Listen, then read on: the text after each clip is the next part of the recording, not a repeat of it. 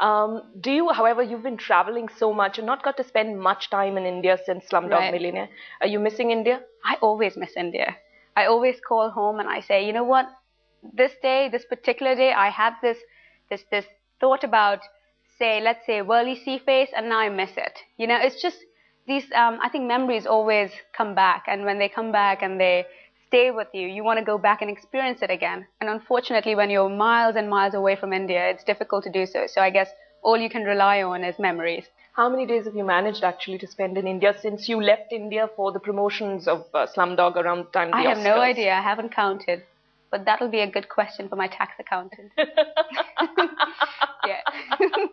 But what is it you miss most about Mumbai? You're from Malad, right? Yeah. Okay, I'm not from Mumbai, so I don't really know the geography of the place. Right. But every part of Mumbai seems to signify something, right? What does Malad signify? Well, it signifies my childhood. I was born and brought up there. I played all those games that we play in India in the when we all of us finished school and we'd come down in the evening. I think 7 tiles and hopscotch. I think that's what it's called. I don't even hopskip. What's it called? I don't know the. We call it langdi. Yes. So tell us the Indian names. The Indian names, yeah. And Langdi Tang. Langdi Tang. I guess in Bombay they shorten things and call them far more different things. So I don't know what exactly it's called, but we used to call it langdi. Yeah. So, and kanchas? what is Marbles. that? Marbles. Okay, I never played that, but I played Lagori, which is like 7 tiles. Okay. You know, you stack 7 tiles and then you try and break it. Mumbai street food? I was never a big fan of Mumbai street food, but if someone made a vada pav, I wouldn't say no. What are the other things that people eat on the streets of Mumbai? Batata vada? They do. That's similar to what I just said. Then there's pani puri, there's sev puri, there's all kinds of amazing things. Which I was a fan of it when I was little, but then I grew out of it, and then I started enjoying mom's vegetables, which it was high time I did. So I think I miss my mom's cooking more than anything else. And what's mom's cooking like?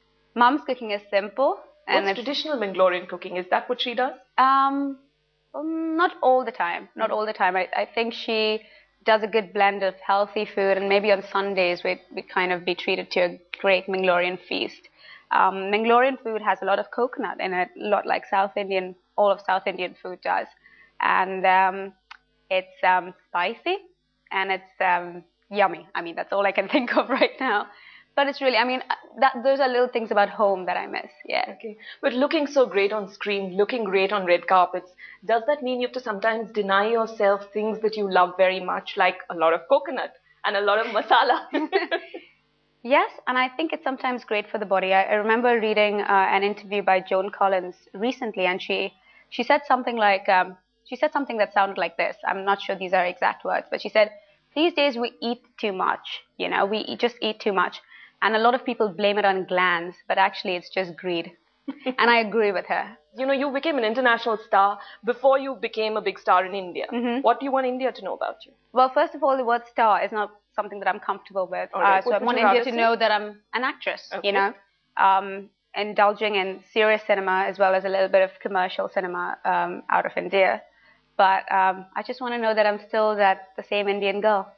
Nothing has changed. Nothing's changed. And I think what I feel very proud is that I can go out there and represent my country. And then I think for a long time there have been stereotypes outside of India, in the film industries outside of India, whether it's in London or in America. And I feel it feels great to be breaking them.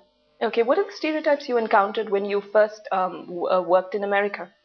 Well, I wouldn't say I encountered them as much as I received scripts that were rather very stereotypical. Okay. And I feel some of them were that all Indian girls want to get married at 21.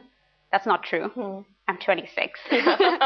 And my sister's 30 and she's not married. Yeah. And it's completely surrounded, the concept of marriage, which is probably very misunderstood outside of India. And then, of course, the word curry, which kind of annoys me at times, because I'm like, hey, listen, we don't just eat curry in India. We have a lot of other ingredients that we put in our food, So I guess a few simple things like that. And you want to be taken seriously. You're representing your country on a global platform.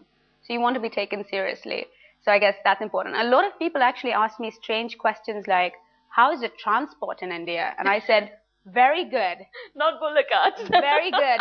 You know, much better than you think it is. Yeah. So, yeah. Anybody ever wondered whether you've sat on a bullock on the streets of Mumbai or something? Not really, but they always ask me why I speak English. Okay. And I have to kind of remind them that we were once colonized by the British. It was colonized almost 300 years. Yeah. So just like a lot of places, a lot of countries in Africa that speak English, yeah. India does too, you know, and it's now a global language, and India knows how to represent themselves on a global platform. So, you know, English is fine. It's very normal.